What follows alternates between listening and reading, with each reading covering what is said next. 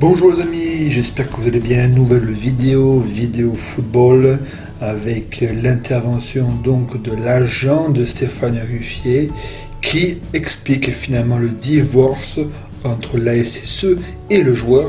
Je vous laisse avec l'extrait et on se retrouve juste après pour le débriefing. Quel est le fond de cette histoire ?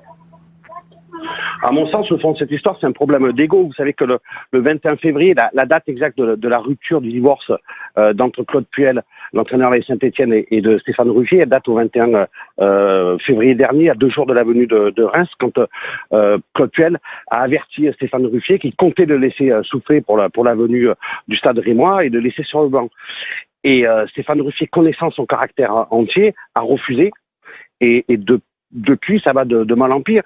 Je pense que dans son esprit, Claude Puel voulait juste le laisser souffler, le remettre en cause sur 2-3 matchs, alors que le match précédent à Lorient, il lui avait confié le brassard de capitaine. Mais d'un côté, vous avez un castré qui est dur, qui a ses idées, qui a ses principes. D'autre côté, vous avez un basque qui est dur, qui a ses idées et ses principes. Et la confrontation entre les deux donne une situation complètement ubuesque à mon sens, à savoir le divorce d'un joueur qui, comme tu viens de le rappeler, a fait l'histoire contemporaine de la Saint-Etienne. Il faut pas balayer d'un revers de la main tout ce qu'a apporté Stéphane Ruffier à Saint-Etienne. Qu'on aime pas Ruffier, c'est quelqu'un que l'on respecte et que l'on doit respecter. Et ce que je trouve vraiment dommage, c'est que entre les petites vexations de tu ne joues pas les 2 premiers matchs de préparation, on met une première mi-temps au Moulin, la deuxième mi-temps le jeune Bagic, tu vas t'entraîner avec des jeunes, etc. On voit bien que le divorce est consommé, que maintenant on essaie de trouver une porte de sortie. Alors moi j'aurais aimé que tout le monde s'assoie autour d'une table, discute avec Stéphane Ruffier, trouve un arrangement. Alors vous savez comment ça se passe dans le foot d'aujourd'hui, c'est un arrangement financier pour que Stéphane Ruffier ait une porte de sortie honorable, aille terminer sa carrière ailleurs, et que Claude Puel s'enlève une grosse épine de son pied, et surtout un joueur qui visiblement le dérange dans son vestiaire.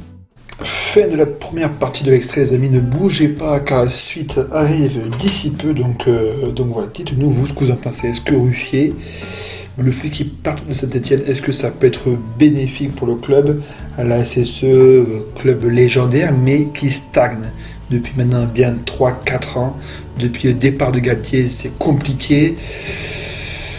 On ne sait pas vraiment quel est le projet de jeu, qu'est-ce que l'on veut faire, et Stéphane Ruffier faisait partie, avec peut-être Amouma, des rares qui avaient des prestations correctes.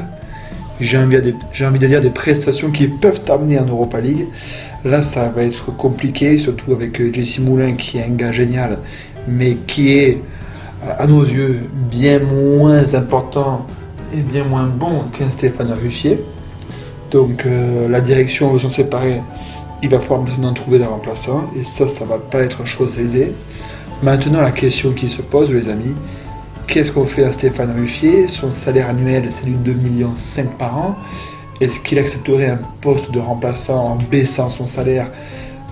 Moi, je vois mal, mais s'il accepte, alors pourquoi pas le voir venir sur un banc, notamment à Monaco, là où il a commencé sa carrière à la SM, pour suppléer Monsieur Lecomte, qui est actuellement gardien à la SM.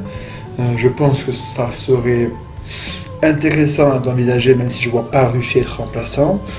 Et pourquoi pas venir concurrencer un Steve Mandanda à l'OM. Alors là, les amis marseillais, ne vous énervez pas. On sait que Mandanda est très bien revenu cette saison, mais je pense qu'une concurrence saine fera très grand bien au club phocéen. Donc dites-nous dans les commentaires ce que vous en pensez. Est-ce que Ruffier à l'OM, c'est une bonne idée ? Nous les amis, on se retrouve très bientôt pour une prochaine vidéo. Salut!